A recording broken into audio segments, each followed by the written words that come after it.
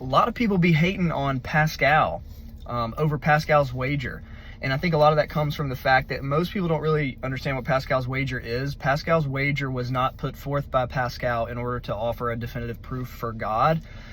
Pascal's wager was more of an apologetic tool, responding to a particular culture, specifically a particular idea that was sort of the proto-human secular idea of Montaigne.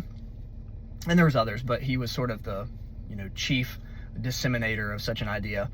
And he called it imminent contentment, which basically we all know just means immediate pleasure. And so he said that we ought to focus on imminent contentment over transcendental ideals, because there was no way for us to definitively know the transcendental ideals, or if they were true or false.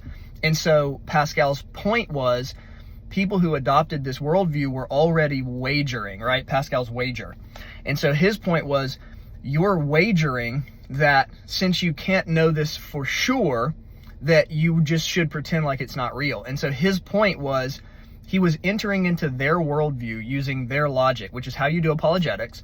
He was assuming and adopting their presuppositions and providing a sort of internal critique in the form of Pascal's wager.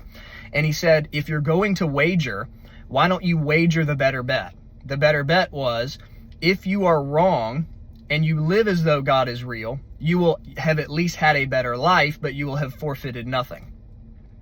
So that was really the only point of it. And we know that this is true, especially in modernity. We have all the data to support that in pretty much every measurable aspect of life, maybe every measurable aspect of life, you get better outcomes. Your marriages are better, your relationships are better.